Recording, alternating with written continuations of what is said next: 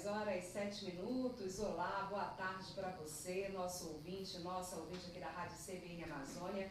Estamos começando a partir de agora a audiência pública desta quinta-feira, dia 4 de maio de 2023. Eu já aproveito aqui para desejar também meu boa tarde para ele, Israel Pegado. Boa tarde para você e seja mais uma vez muito bem-vindo aqui à bancada do Audiência Pública. Muito obrigado, Daniele Gomes. Boa tarde para você também. Boa tarde para os nossos ouvintes, internautas que nos acompanham aqui na CBN Amazônia, 102,3 FM em Belém, região metropolitana, Marajó e Salgado Paraense. Começando mais uma audiência pública.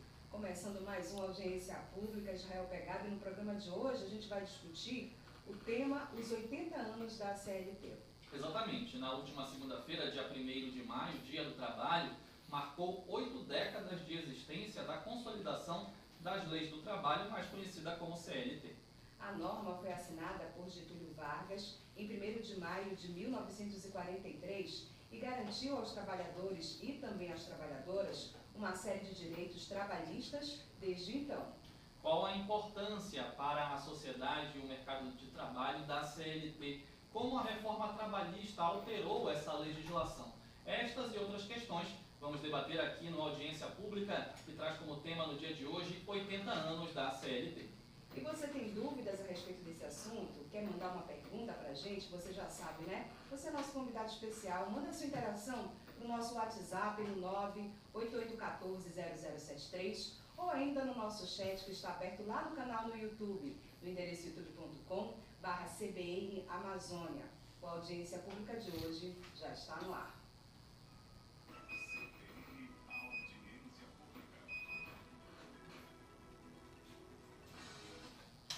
Vamos começar o programa de hoje conhecendo, é claro, nossas convidadas e convidados, especialistas que vão nos ajudar aqui no Audiência Pública de hoje. Roberta de Oliveira Santos, juíza do trabalho e presidente da Associação dos Magistrados da Justiça do Trabalho da 8ª Região. Doutora Roberta, seja muito bem-vinda. Boa tarde, obrigado pela presença. Muito obrigada pelo convite. Boa tarde a todas e a todos que nos ouvem. Seja muito bem-vinda, doutora Roberta. Também participa aqui conosco, aqui no estúdio da Rádio CBN, o doutor Roberto Rui Neto, ele que é procurador do trabalho. Doutor Roberto, seja também muito bem-vindo aqui à audiência pública. Muito obrigado pelo convite, é uma satisfação estar aqui na CBN para falar dessa temática tão importante para o Ministério Público. Muito obrigado, doutor, pela presença, e remotamente participa conosco também a desembargadora do trabalho, a doutora Nazaré Rocha. Doutora Nazaré, seja muito bem-vinda, obrigado pela participação também conosco aqui no Audiência Pública.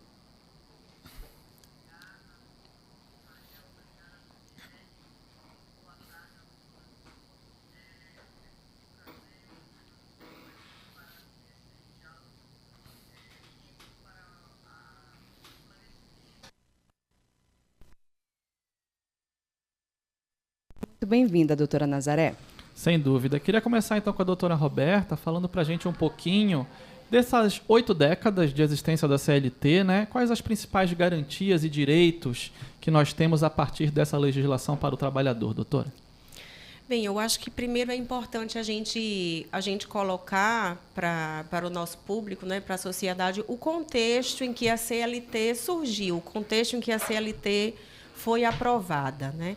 Foi aprovada num governo, né, no governo Getúlio Vargas, um momento de industrialização do país, um momento de desenvolvimento econômico e, portanto, um momento em que surgiu a necessidade, foi percebida a necessidade da reunião, né, do que existia à época ainda de leis esparsas que regulavam vagamente as relações de trabalho, para que houvesse algo mais concreto, para que se houvesse clareza quanto às garantias dos direitos dos trabalhadores. Um contexto que, ao longo dessas 8 décadas, foi se alterando, né? Novas formas de trabalho foram surgindo, a própria economia se desenvolveu, a gente tem o avanço da tecnologia impactando as relações de trabalho, impactando a economia, o mercado de trabalho como um todo. E, obviamente, a legislação precisa ser adaptada, precisa ser interpretada de forma a acompanhar essas alterações. Então, a gente, além do reconhecimento dos direitos básicos dos trabalhadores à época, remuneração mínima, férias, 13º salário, questão de regulação de horários de trabalho, limites à jornada de trabalho, questões de saúde e segurança do trabalho, tudo isso vieram como garantias mínimas a serem reconhecidas aos trabalhadores. Entretanto, ao longo do tempo, vários outros direitos foram agregados e também flexibilizados. Uhum. Nesse aspecto, doutor Roberto, quais foram as principais mudanças, né, ao longo desse processo histórico, que a gente já pode chamar de histórico mesmo, né? Afinal de contas, são 80 anos aí de CLT.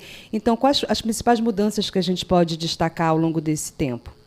Primeiramente, eu queria abordar uma questão que é muito tratada de uma forma ainda, na minha concepção, errada, que é a questão do mito que a CLT é uma legislação velha, que ela é ultrapassada, que ela não sofreu nenhuma reforma. Isso foi muito propagado durante a aprovação da reforma trabalhista, né? Sim. Esse discurso foi sendo vendido, principalmente... Até para justificar, isso, né, na doutor? grande mídia, para justificar a aprovação dessa reforma trabalhista, que, ao meu entender, trouxe muito prejuízo ao trabalhador. Então, esse mito de que a CLT é uma legislação congelada, que é uma legislação engessada, isso é uma mentira. Basicamente, 80% da CLT sofreu transformação. Hoje, eu acho que a gente tem entre 20% e 30% ainda dos artigos originários que restaram da CLT ou que foram ainda recepcionados pela Constituição. Então, esse mito que a CLT é uma legislação que não sofreu transformação, como a própria doutora colocou aqui, que ela sofreu transformação, né, é um mito que foi vendido para aprovar essa reforma trabalhista que precisava ter uma aceitação social para que fosse realmente retirado algum direito dos trabalhadores. Então, esse é o primeiro mito. O segundo mito que eu queria deixar aqui registrado é a questão que não existe essa correlação de proteção do trabalhador com geração de emprego. É outro mito dizendo que eu retirando direitos do trabalhador vou gerar emprego. Isso também foi propagado durante a aprovação da reforma trabalhista. Foi dito que a reforma trabalhista ia gerar não sei quantos milhões de emprego. Isso é uma mentira, porque, na verdade, não é isso. Já existem estudos internacionais da OIT sobre isso, dizendo que não é o nível de proteção maior ou menor que vai gerar emprego. O que gera emprego na sociedade é o crescimento da economia, a atividade econômica, e não é a proteção do trabalhador. Então, isso foi muito propagado para que fosse vendida a ideia e a aceitação pela sociedade dessa reforma trabalhista, que foi a maior alteração que a CLT já sofreu ao longo da história, e uma alteração que eu diria não democrática, porque não foi discutida com as bases da sociedade, foi aprovada de cima para baixo e retirando muito direito, e um deles principal, o acesso à gratuidade da justiça, que inclusive agora recentemente já foi derrubado pelo Supremo, onde o trabalhador, para entrar na justiça, teria que pagar, mesmo contendo a justiça gratuita, honorários advocatícios. Então, essa é uma observação que eu queria deixar registrado aqui. Uhum. Importantíssimas as suas observações, doutor Roberto. Doutora Nazaré, queria ouvi-la também a respeito desses 80 anos, 8 décadas aí de garantias, direitos ao trabalhador. Queria a sua avaliação com relação a acompanhar, ao longo dessas 8 décadas, a legislação, esses fenômenos sociais, a dinâmica da sociedade, conforme colocou aqui a doutora Roberta também. Também gostaria de, primeiramente, dar boa tarde aos nossos ouvintes, a doutora Roberta e ao doutor Rui, que estão aí. Realmente, muito bem foi colocado por ambos os operadores do direito que estão aqui, doutora Roberta e doutor Rui, que a CLT, e é importante dizer isso, esse mito de que a CLT é ultrapassada, que ela faz 80 anos e por isso ela precisa ser renovada, ou ela é velha o suficiente, que não acompanha as transformações.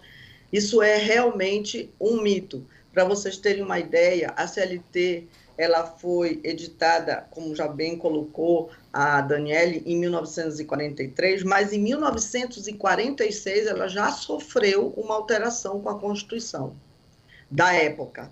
E logo em seguida, e depois ela sofreu uma outra alteração, em 1960, e logo depois uma outra grande alteração com a compatibilidade ou incompatibilidade com a Constituição de 88.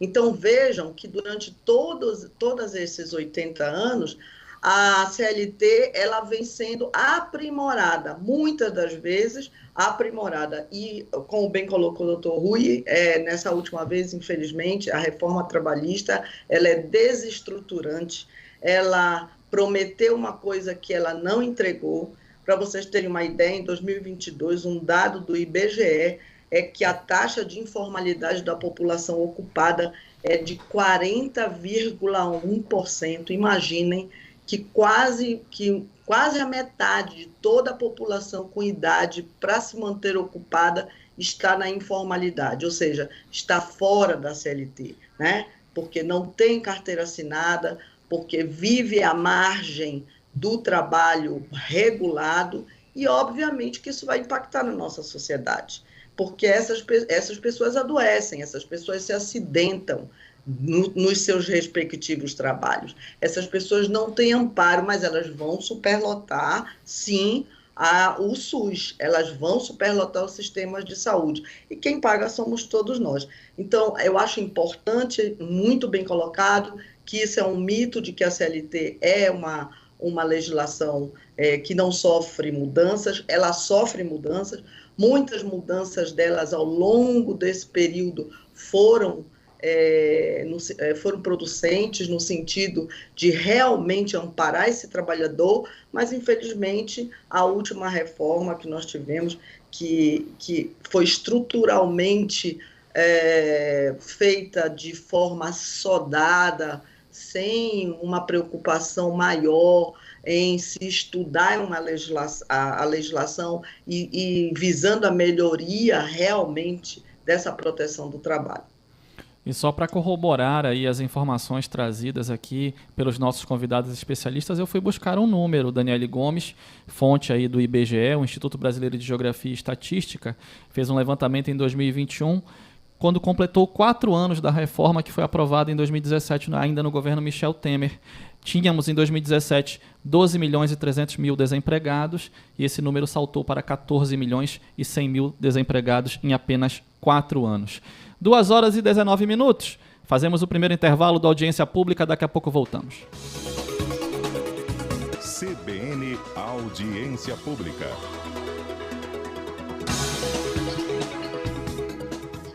2h21 por aqui de volta com a audiência pública de hoje. Estamos debatendo o tema, do nosso programa de hoje, são os 80 anos da CLT. E para discutir conosco, para debater conosco a respeito dessa trajetória, dessa legislação, a gente tem aqui os nossos convidados especiais. Participa aqui no estúdio da Rádio CBN conosco a doutora Roberta de Oliveira Santos, ela que é juíza do trabalho e presidente da Associação dos Magistrados da Justiça do Trabalho da 8ª Região, e também o doutor Roberto Rui Neto, ele que é procurador do trabalho. Remotamente também participa conosco a Nazaré Rocha, ela que é desembargadora do trabalho.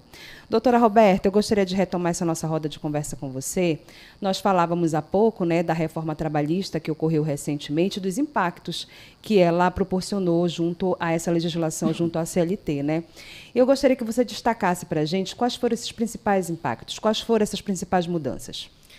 Bem, a reforma trabalhista, ela veio partindo desse mito, com esse discurso de que para fomentar os empregos seria necessário enxugar, reduzir os direitos trabalhistas, de que o custo do trabalho formal seria o empecilho para o crescimento dos empregos. Isso já se mostrou inverídico. E com dados, Com dados, hoje não há mais qualquer questionamento sobre isso. Temos 5 anos já de avaliação em que está bastante comprovado que essa promessa e essa correlação não existe. Então, houve alterações que privilegiavam, uma das grandes premissas da reforma trabalhista era o privilégio do negociado sobre o legislado. Deu bastante autonomia para a negociação coletiva, para que os sindicatos pudessem flexibilizar uma gama de direitos. Então, partiu-se do pressuposto de que seria garantido um patamar mínimo civilizatório, alguns direitos nucleares, e esses não poderiam ser flexibilizados, salário mínimo, normas referentes à saúde, à segurança do trabalhador, mas deixou-se em aberto a possibilidade de flexibilização de todo o restante. E, recentemente, nós tivemos, inclusive, um posicionamento do STF, dando validade a essas normas, dando validade a essa interpretação, no sentido de que o legislado realmente deveria prevalecer sobre de que o negociado deveria prevalecer sobre o legislado no que não afetasse esses direitos mínimos. Qual é a questão aqui?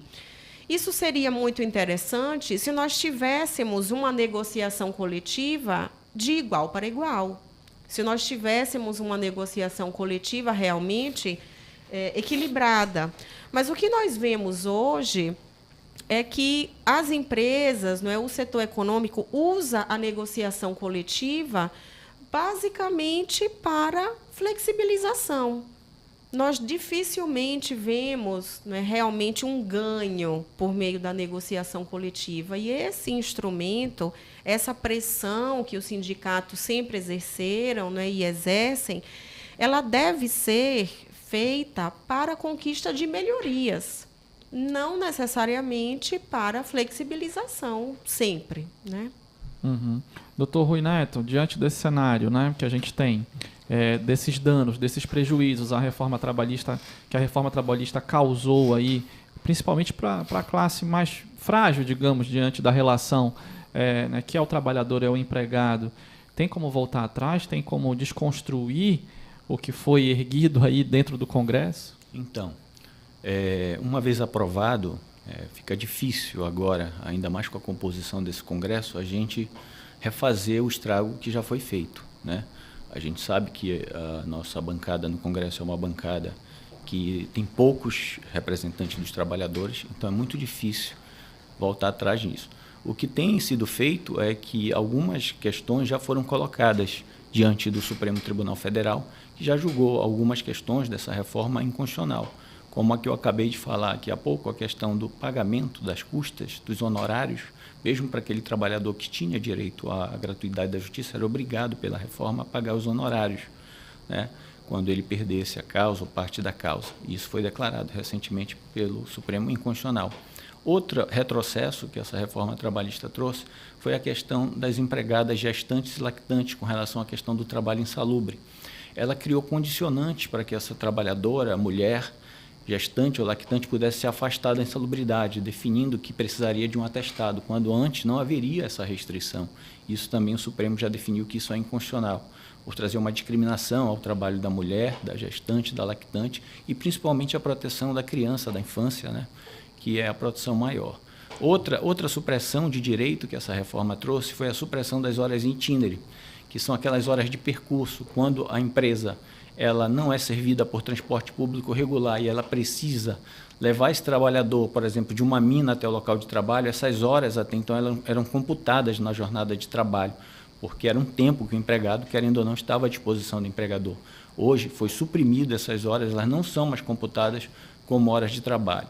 Outra também restrição séria que a reforma trabalhista trouxe foi a tarifação do dano moral para a Justiça do Trabalho. A única justiça que teve o dano moral tarifado em razão do salário do empregado. Ou seja, ela trouxe uma tabela, digamos assim, onde o trabalhador valia quanto ele auferia de salário. Então, um trabalhador que ganhava até um salário mínimo, ele poderia ganhar indenização por dano moral até tanto. Isso trouxe uma aberração tremenda. Por exemplo, vou dar um exemplo aqui. Eu, como consumidor, peguei um voo de uma companhia aérea para determinado destino. Esse avião, ele sofre um acidente e cai, morre todo mundo nesse avião. A minha família pode acionar a justiça por intermédio de uma relação de consumo, pode acionar a Justiça do Estado. E a Justiça do Estado ela não tem parâmetro para fixar um determinado valor. Esse valor do dano moral ele vai ser aferido de acordo com a capacidade econômica, a condição do acidente, a situação da vítima. Isso vai ficar a critério subjetivo do juiz diante do fato concreto. Outra pessoa que morreu no voo, mas no caso o piloto, porque era um empregado da companhia aérea, a reclamação dele vai para a Justiça do Trabalho, porque era uma relação de trabalho, e esse piloto, vamos supor que a Justiça Estadual condenasse a indenização pelo falecimento da minha pessoa, alguma coisa, uma indenização para a minha família de R$1 milhão, esse mesmo piloto só poderia ganhar até 50 vezes o máximo do seu salário como dano moral. Ou seja, eu tenho a mesma situação fática, mas eu tenho 2 parâmetros de indenização, ou seja, a minha morte valeria mais do que a do piloto, porque eu estaria protegido por uma relação de consumo, e ele, por estar numa relação de trabalho, teria um valor tarifado bem menor. Então, essa reforma trabalhista trouxe isso. Ela trouxe uma tarifação do dano moral para o trabalhador como se o trabalhador valesse menos, né? Mas isso já foi julgado, inclusive aqui pelo TRT da 8ª Região, inconstitucional. Eu não lembro agora, a doutora Roberta pode lembrar se essa já foi apreciado pelo Supremo, mas é outro retrocesso que essa reforma trabalhista trouxe. Além de outros e outros, a questão do negociado sobre o legislado. Doutor Rui, a gente vai já prosseguir nesses prejuízos ao trabalhador. A gente vai fazer rapidamente o repórter CBN, que é obrigatório por rede, já voltando. Tudo bem. De volta com o nosso Audiência Pública aqui. Hoje estamos debatendo a respeito dos 80 anos da CLT. Queria passar novamente a palavra para o doutor Rui Neto poder concluir o seu raciocínio. Obrigado. Só concluindo aqui o raciocínio, falando dos retrocessos que a reforma trabalhista trouxe, eu queria só acrescentar a questão da figura que foi criada nessa reforma trabalhista do trabalho intermitente, que é justamente o trabalho que o trabalhador ele não sabe quantas horas ele vai trabalhar na semana. Então, se ele não sabe quantas horas ele vai trabalhar, também ele não sabe quantas horas ele vai ganhar no final do mês. Então, esse trabalhador ele não consegue ter um planejamento da sua vida, esse trabalhador não consegue ter o mínimo de previsibilidade da sua vida social com a sua família, porque ele pode ser convocado num dia para trabalhar 2 horas, amanhã ele pode ser convocado para trabalhar 3 horas, amanhã ele pode ser convocado para não trabalhar nenhuma hora, mas ele tem que estar ali sempre à disposição e vai ganhar ali somente aquilo que ele trabalhar, mas a vida dele acaba se tornando um transtorno. Então, isso foi uma forma de precarizar ainda mais o trabalho. Já existia antes o trabalho a tempo parcial, onde o trabalhador pelo menos tinha uma previsibilidade de saber quanto ele vai ganhar, e a reforma trabalhista ela agravou essa situação de precariedade, criando mais uma figura do trabalho intermitente, que o trabalho não tem a mínima previsão de quantas horas ele vai trabalhar na semana e muito menos quanto ele vai ganhar. Perfeito. Doutora Nazaré, eu vou trazer aqui para a nossa mesa de debate uma discussão que a gente estava até tendo aqui durante o intervalo, né, no off, mas eu acho que ela é muito importante. É importante a gente trazê-la aqui para o ON, que diz respeito a esse contexto, né, dessa reforma trabalhista que todos nós acompanhamos, né? Como nós falávamos, a gente sabe que a legislação, né, a CLT, ela vai passar por mudanças, né, por conta mesmo se atualizando, até mesmo e se moldando aos movimentos da própria sociedade, né? Mas, assim, qual que foi o contexto, né, nessa reforma trabalhista para que a gente tivesse mudanças tão bruscas, né, e que impactaram tanto a CLT? Bom, Daniela, eu tenho uma percepção muito particular a respeito do que aconteceu com a CLT a ponto de chegar numa reforma trabalhista que é muito mais uma precarização de direitos. Não é nem flexibilização, porque eu acho que flexibilizar foi uma etapa lá dos anos 90 que nós passamos, em que se negociava algumas coisas, mas se permitia a negociação de alguns direitos, mas essa negociação era sempre pela via da autorização coletiva, nunca pela via da autorização individual, justamente para evitar que esse trabalhador fique à mercê das condições do empregador. Veja bem, é muito difícil um trabalhador se contrapor a uma decisão do seu empregador, porque, no mais das vezes, ele pensa, bom, se eu não fizer ou se eu não aceitar o que esse meu empregador está propondo, eu muito provavelmente serei demitido. Então, entre a demissão e aceitar, às vezes, condições até que lhe desfavorecem, ele prefere aceitar condições que lhe desfavorecem. Então, lá nos anos 90, houve a flexibilização das leis trabalhistas, mas mesmo essa flexibilização, ela exigia uma autorização coletiva pelos entes sindicais, pelas associações. E a reforma trabalhista, ela em vários dispositivos, ela retira essa autorização coletiva e ela atribui ao empregado essa autorização individual. Então, isso realmente fragiliza, precariza esse direito desse empregado, porque ele vai se ver obrigado, na prática, a aceitar o que o seu empregador propõe. Também a reforma trabalhista, e assim o foi, eu acho, porque também a Justiça do Trabalho antes da reforma, já a partir de 2000, ela vem, eu chamo de sistema de justiça, não é só justiça do trabalho, o doutor Rui está aí, pode me ajudar nisso, é também o Ministério Público do Trabalho. Então, eles começam a ter uma atuação na sociedade a partir de 2000 muito mais intensa, combate ao trabalho infantil, combate ao trabalho escravo. O combate ao trabalho escravo foi muito bem direcionado, tratado pelo Ministério Público do Trabalho. Então, isso gera uma insatisfação na sociedade brasileira. Ainda somos uma sociedade que escravizamos. Olha bem onde nós estamos. Estamos em 2023 e temos notícias de trabalho em condições análogas de escravo, que é uma coisa impensável, mas ainda temos essa realidade. Então, ao combater essa realidade, esse sistema de justiça trabalhista, isso gerou um desconforto em segmentos da sociedade e esse desconforto acabou culminando com a reforma trabalhista, com a, vamos dizer assim, uma política para que se precarizasse direitos. Penso eu, muito particularmente sobre isso, que foi uma reação indevida, né? Uma reação não justa, injusta, mas eu penso que acabou que a nossa classe política embarcou nessa ilusão de que precarização de direitos iria gerar prosperidade, ia gerar crescimento econômico, iria gerar desenvolvimento do país, quando é exatamente o contrário. Quando você retira direitos, quando você precariza as condições de trabalho de uma sociedade, você vai gerar mais injustiça e gerar mais desigualdade. Esse eu acho que é o grande problema. No Brasil, ele é um dos países em que a desigualdade é abissal. Então, assim, desigualdades vão haver, mas não essas desigualdades estruturais. E eu acho que a reforma trabalhista contribuiu para essa desigualdade estrutural, para aumentar essa desigualdade estrutural, infelizmente. Pode falar, doutora Roberta.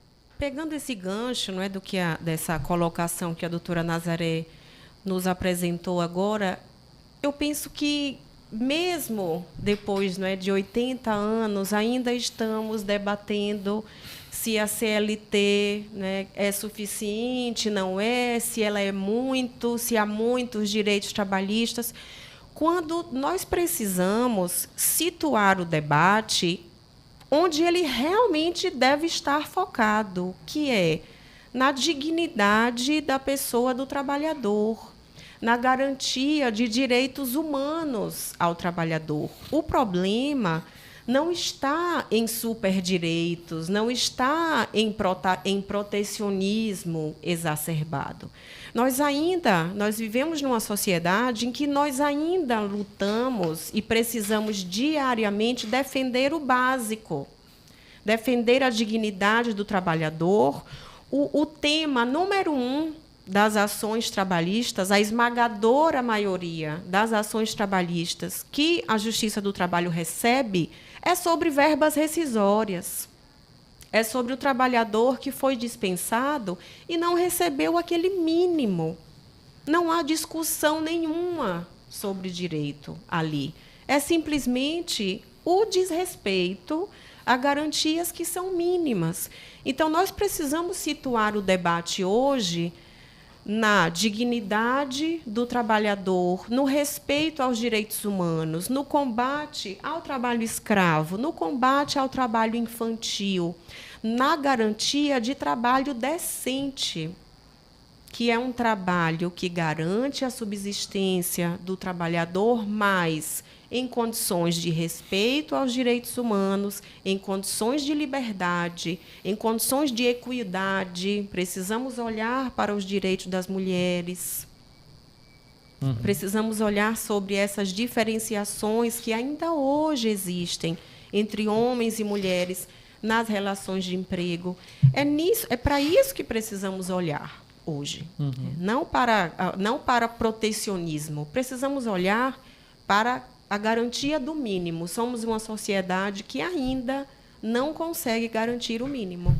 Pode falar, doutor. Queria só complementar a fala da colega, porque hoje a gente ainda tem aquela mentalidade, né, oriunda da relação de patrão-empregado que moldou a nossa sociedade, que foram mais de 300 anos de escravidão. Sim. Então, isso foi muito forte para moldar toda a sociedade brasileira. E o que o empregador, o empresário tem que saber é que quanto mais a gente tem um ambiente de trabalho digno, quanto mais a gente tem uma condição de trabalho melhor, quanto mais o trabalhador se sente integrado na empresa, é a empresa que ganha. O trabalhador ele não pode ser visto como inimigo do patrão, ele tem que ser próximo da empresa, mas para que ele seja próximo da empresa, ele tem que ser valorizado, ele tem que ser respeitado como pessoa, ele tem que ser valorizado como ser humano. O princípio da dignidade da Constituição já diz tudo. Então, essa ideia que a gente tem que tirar direito, que a gente tem que explorar cada vez mais o trabalhador, é uma ideia ainda medieval. Então, é uma ideia ultrapassada, mas que ainda tem esse resquício do nosso período da escravidão. Então, a grande reforma que a gente precisa hoje, que seria a discussão, vamos discutir a jornada de trabalho hoje. Por que 44 horas? Por que 44 horas semanais? Será que a gente já não pode reduzir? O Brasil é um país rico, uma economia pujante. Será que a gente já não pode reduzir essa jornada de 44 horas semanais? Será que ela já não está defasada hoje para ter uma melhor qualidade de vida? O trabalhador também tem que ter direito ao lazer, ao convívio social. A gente viu agora um Chile, que não é tão rico quanto a gente, sendo aprovado, eu acho que semana passada, a jornada de 40 horas semanais na Câmara. E a gente nem sequer tem essa discussão aqui. Então, essa que é a grande reforma. Vamos trazer melhorias para o trabalhador. Então, a gente não conseguiu nem efetivar, implementar as que já estão aí e a gente já está suprimindo. Então, a grande discussão é vamos trazer melhoria, a questão da redução da jornada de trabalho, para dar uma qualidade de vida para esse trabalhador, que essa jornada de 44 horas ainda assim é muito extensa, porque o trabalhador que trabalha 8 horas, que precisa pegar uma condução, um transporte público, 2 horas para chegar no trabalho, muitas vezes tendo um intervalo, tendo que ficar no próprio trabalho, porque ele não consegue depois se deslocar para casa ou para ir almoçar. Então, ele acaba ficando 10, 12 horas no local de trabalho. Essa jornada ainda tem que trabalhar 4 horas no sábado para poder gozar o domingo, para poder respirar e voltar essa jornada novamente. É uma discussão que precisa ser feita já no Brasil, já está muito atrasada. Outra questão que a gente precisa levantar é essa questão da informalidade no Brasil e a questão da disruptura tecnológica, com a questão dos trabalhadores de plataforma que estão à margem da lei, querem fazer crer que esses trabalhadores são empreendedores de si mesmo, quando na verdade ninguém vai me fazer crer que um trabalhador que sai num sol desse, numa bicicleta, com uma mochila dessa, do iFood, para entregar uma comida na casa de um bacana, ele é empreendedor. Isso aí só se for realmente no mundo do País das Maravilhas, mas isso não existe. Então, essa ideia do falso empreendedor, do empresário de si mesmo, isso é um discurso neoliberal justamente de precarização. Então, a gente precisa trazer essa discussão. Essa semana agora foi publicado um decreto pelo governo federal justamente com um grupo de trabalho, da qual inclusive o Ministério Público do Trabalho participa, para justamente trazer uma solução para essa questão dos trabalhos em plataformas digitais.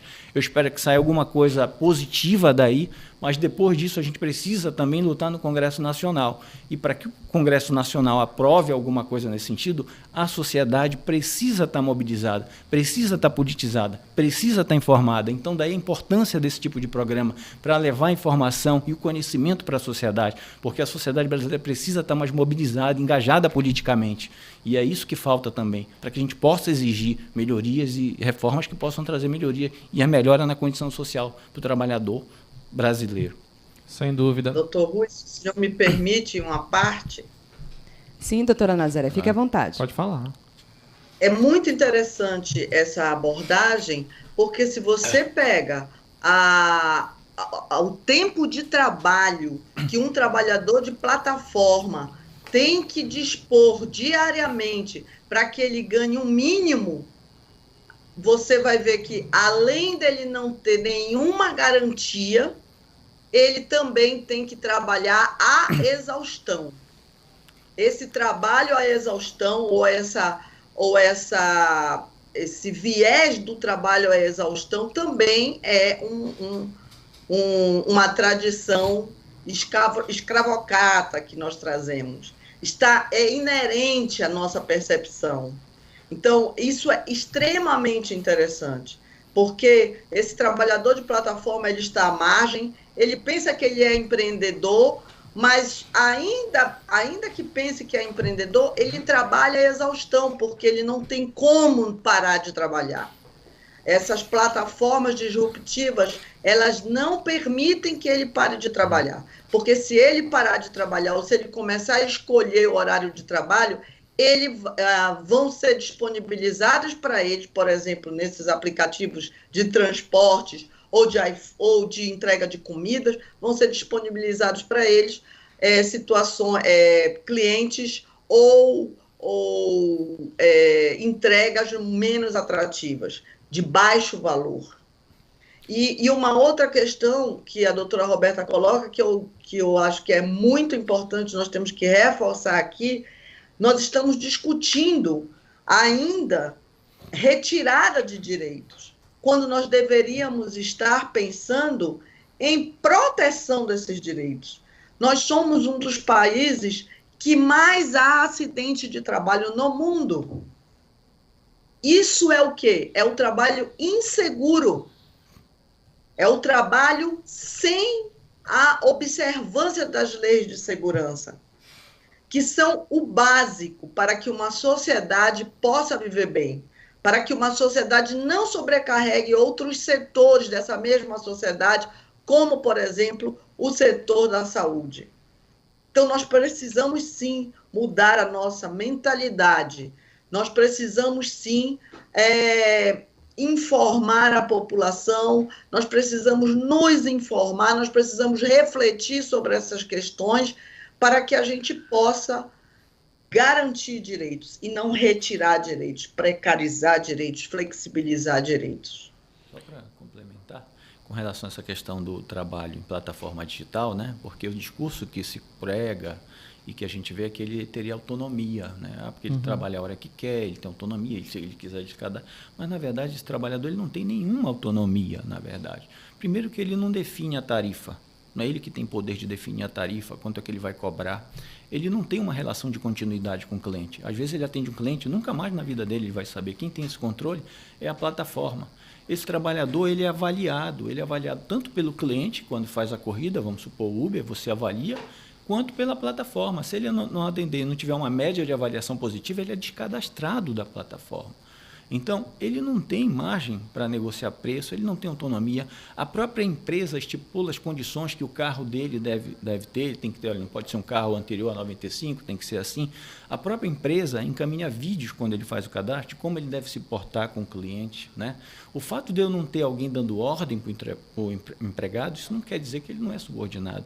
É que hoje essa subordinação é feita pelos algoritmos que controlam o ritmo de trabalho, controlam se ele está disponível, se ele não desligou o aplicativo. Então, é uma subordinação. E se a gente não estender essa proteção para esse trabalhador, que tipo de sociedade a gente está deixando de lado? Como a doutora Nazaré falou agora, né, você tem um trabalhador, por exemplo, desses aplicativos de entrega de refeição, esse trabalhador que anda de moto no acidente, num trânsito desse caótico como Belém, São Paulo, esse trabalhador, a probabilidade dele sofrer um acidente é altíssima.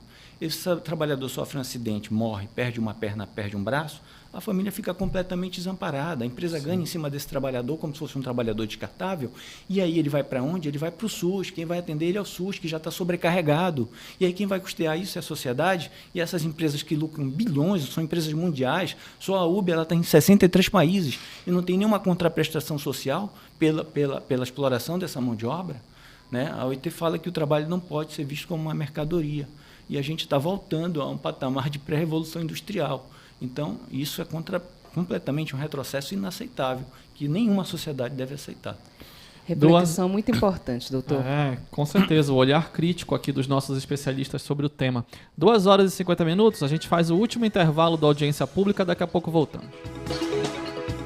2 horas e 52 minutos de volta com a audiência pública de hoje. O nosso tema são os 80 anos da CLT. E, claro, a gente está discutindo todo esse contexto, na verdade, que temos hoje, né, no mercado de trabalho, a questão da precarização, a questão dos vínculos empregatícios que a gente sabe que, por exemplo, que a gente tem observado aí com essas plataformas, né, doutora, que, de fato, são vínculos que são muito, enfim, deixam o trabalhador numa situação muito complicada, né, que não lhes dão direito a praticamente nada. E aí eu gostaria de lhe ouvi-la também a esse respeito. E também, já que a gente está no último bloco do programa, para que a gente trabalhasse de forma propositiva mesmo, né? De que forma a gente pode avançar nessa discussão? Né? O que a gente pode fazer para estar mobilizando essa sociedade nessa luta, nessa busca, nessa proteção e, ao mesmo tempo, nessa busca por esse avanço de direitos? Esse tema que nós estamos tratando agora da precarização do trabalho por esses meios tecnológicos, o trabalho por plataforma, é, de fato, uma disrupção completa no modelo de relação de trabalho que é olhado pela CLT, que é regulado pela CLT. Então, o primeiro ponto é: precisamos, sim, de um marco regulatório. Precisamos de algo, de uma legislação que regule, que organize, que traga algum limite e alguma proteção social para esses trabalhadores. Nós não podemos simplesmente declarar esses trabalhadores autônomos e, portanto, não se enquadram no modelo de trabalho da CLT e, por esse fundamento, deixá-los à margem de qualquer tipo de proteção social. Então, precisa ser pensada, precisa ser debatida alguma norma, algum marco regulatório para tratar dessa hipótese do trabalho por plataforma, que, não obstante, não se enquadre no modelo pensado para, né, modelo de trabalho que foi pensado pela CLT. Ele tem, sim, ele exige do operador do direito e a Justiça do Trabalho, o Ministério Público do Trabalho, os advogados, né, a advocacia, a própria academia tem pensado sobre isso. Nós precisamos também mudar o nosso olhar. Não adianta pegar esse modelo de trabalho e tentar encaixá-lo dentro da CLT, porque, de fato, não vai caber. Nós precisamos ter uma flexibilidade de interpretação, precisamos desenvolver novos conceitos jurídicos, novos caminhos, para que essas pessoas não continuem à margem de qualquer proteção social. Bom, infelizmente temos apenas mais 4 minutos para o término do nosso audiência pública. Eu aproveito para começar as despedidas, Daniele Gomes, e também ouvir as considerações finais dos nossos convidados. Nazaré Rocha, desembargadora do trabalho. Doutora, fique à vontade para as suas considerações finais acerca deste tema. Obrigada, Israel. Esse é um tema que nos afeta muito, porque nós somos operadores do direito nessa seara trabalhista. E, como bem colocou a doutora Roberta, as formas de trabalho, elas se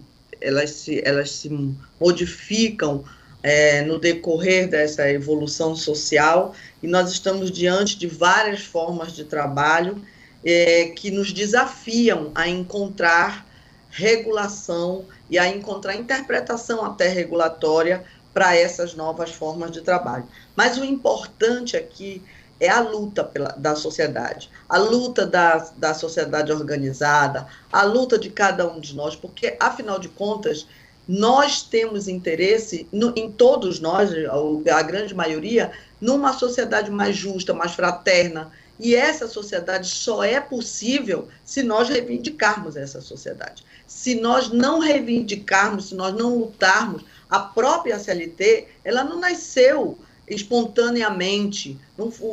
Getúlio Vargas não traz não edita, não consolida, porque é importante dizer que existiam normas trabalhistas esparsas, e Getúlio vem e tenta consolidar algumas delas em 43. Algumas, porque algumas ficaram fora da CLT, como hoje existem normas que são fora da CLT, 13º salário, FGTS, são exemplos de normas que não estão inseridas na CLT. Então, eu acho que a nossa luta agora é a inserção, a nossa, a minha, a de vocês, a luta da sociedade, é a inserção neste texto consolidado de mais direitos, mais garantias, mais proteção ao trabalho. Queremos um trabalho justo, um trabalho seguro, um trabalho sem escravidão, um trabalho sem infantil, um trabalho digno, porque o que está a ser protegido, a necessidade de se proteger,